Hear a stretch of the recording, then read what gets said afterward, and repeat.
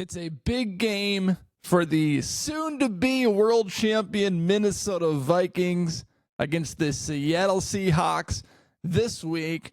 A preview from Minnesota, Tim. While you're here, hit that subscribe button right there and tell your friends. I appreciate it. Hit that like button down there as well. All right. As far as this preview goes, the Minnesota Vikings face the Seattle Seahawks on the road once again. It seems like it happens every single year where they face the Seahawks on the road. For years, it felt like Russell Wilson on the road, Russell Wilson on the road, Russell Wilson on the road. And coming into this podcast, I did not want to assume that was the case. So what I did is I actually did some research in preparing for this show.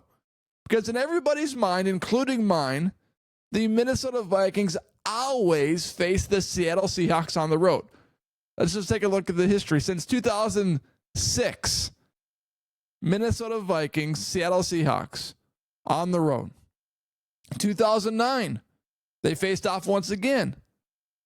3 years later, that one was in Minnesota. 2012, that one's at Seattle. 2013, at Seattle. 2015, at Minnesota. 2016 at Minnesota, 2018 at Seattle, 2019 at Seattle, 2020 at Seattle. And actually the last matchup between these two teams, it might be really hard for you to remember this because I don't remember this. The only thing that I remember is the Minnesota Vikings facing the Seattle Seahawks 20 times in the last 20 years, and every single one of those games being at Seattle. But the most recent one, September 26, 2021, my dad's birthday, they actually played at Minnesota. So it is not as one-sided as most of us remember.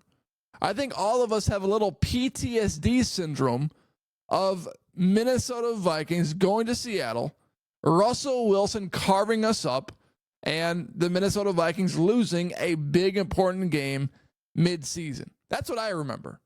But facts are facts, and it is a myth that the Minnesota Vikings always play Seattle at Seattle. Might be hard to believe, but I just showed you the facts and I just shared with you the facts. All right, as far as this preview goes, this is a big game for both teams. The Minnesota Vikings control their own destiny. The Detroit Lions also control their own destiny. So it's so funny how everyone wants to paint the Minnesota Vikings as this unique NFC North team or unique team in the NFC in general. As, oh, they control their own destiny. Oh, they can be the number one seed if they control their own. Well, the Detroit Lions also control their own destiny. If they win out, they are the number one seed. It ultimately comes down to these last 3 weeks of the season.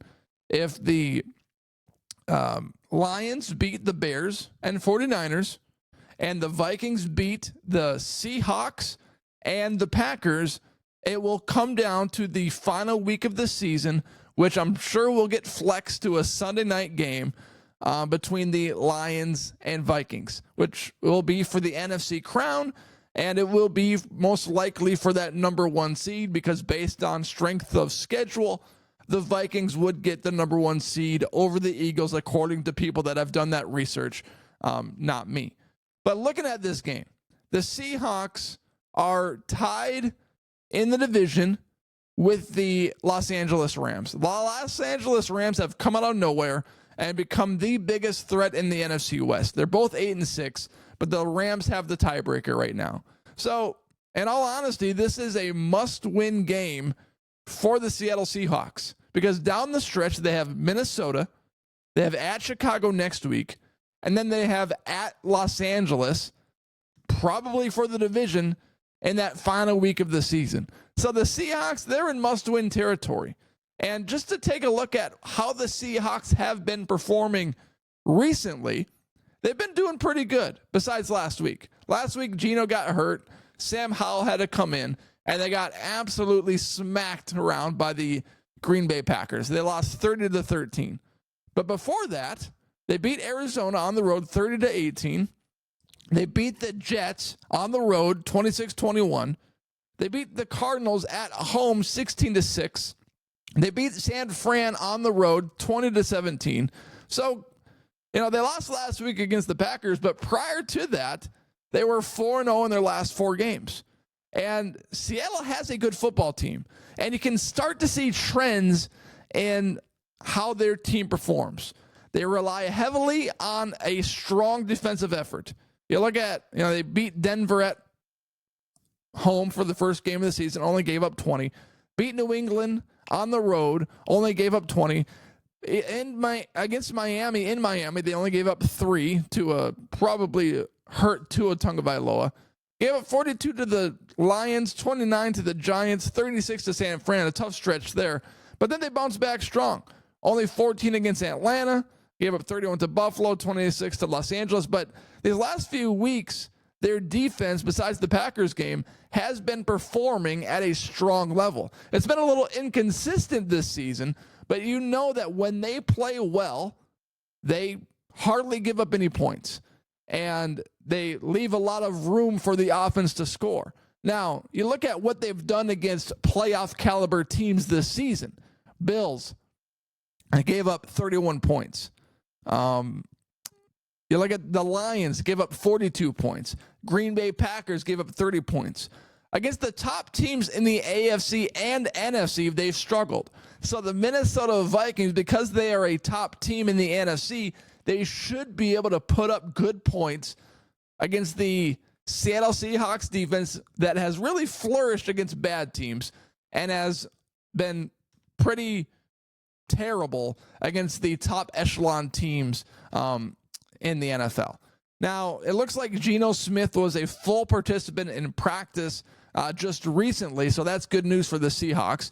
And it means that the Minnesota Vikings will likely get a healthy Geno Smith prior to this football game. And you know that Geno, at this point in the season in must-win territory, is going to try to do everything possible in his power to play in this football game.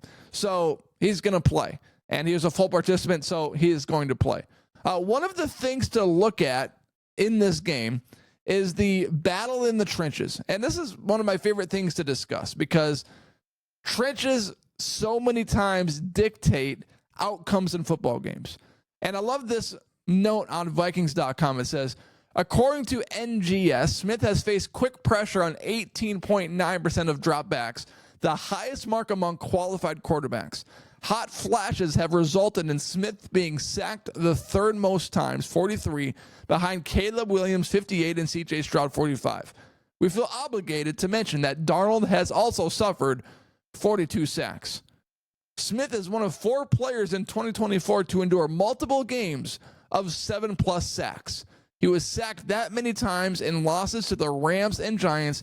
Also on that list are Williams, Will Levis, and Deshaun Watson. So that tells me that the highly successful defensive line on the Minnesota Vikings should be able to get pressure and apply pressure against Geno Smith. Now, it doesn't necessarily mean that's going to happen. Against the Los Angeles Rams earlier on in the season, Sean McVay out-schemed the Minnesota Vikings defense and had quick play and quick play here, quick play there. So the Vikings defense could not even get after Matthew Stafford, despite the Rams having 3 new offensive linemen for that week. That was one of my touching points. But they still won, and they still scored 30 on the Vikings. The key is going to be the Minnesota Vikings defense applying quick pressure on Geno Smith. And if the Seattle Seahawks make quick tweaks and changes and adjustments and have quick plays, quick passes, well, then the Minnesota Vikings defense needs to adjust to that and not apply as much pressure in this football game. Another note on Vikings.com. Jonathan Greenard has 11 sacks, not to mention 4 forced fumbles, trailing Pittsburgh's TJ Watt 6 for most punch-outs in the league. Andrew Van Ginkel has 9 sacks, Patrick Jones has 7, and 4 other Vikings have 2+ sacks. And it says here, the Vikings defense is dictating terms by hurrying quarterbacks quite literally Its 60 hurries on the year is the NFL's high water mark, and doing it via a sky-high blitz frequency. Minnesota's 38.9 blitz percentage on dropbacks is 5.5% higher than the number 2 team in Kansas City. And last note, as for Seattle, its 32 sacks sit on the bottom half of the NFL. But don't confuse that figure with failure to rush the pass rusher. The Seahawks defense is tied for 9th in total pressures, 129, and tied for 6th in percent of quarterback knockdowns per pass attempt. They affect the quarterback greatly. So going into this game, the trenches are going to be a big part of it. And the statistics I just read confirm what I was already talking about. The Minnesota Vikings defense needs to be prepared to make adjustments if the Seattle Seahawks pull a Los Angeles Rams and go to the quick passing route and get the ball out quick and do these different kind of pass plays so that it really combats the Minnesota Vikings pass rush. So those are my main talking points. As far as a prediction goes, I think this is a close game from beginning to end. The Minnesota Vikings do come out with a win. I will say it is 27-21. The Minnesota Vikings defeat the Seattle Seahawks on the road in Seattle and advance to 13-2 on the NFL season, just like everybody predicted before the season began. All right, everyone. Thank you for watching. Thank you for listening. Thank you for making this podcast a part of your day. And thank you for going on this journey with me. Hit that subscribe button. Tell your friends, and I appreciate you all.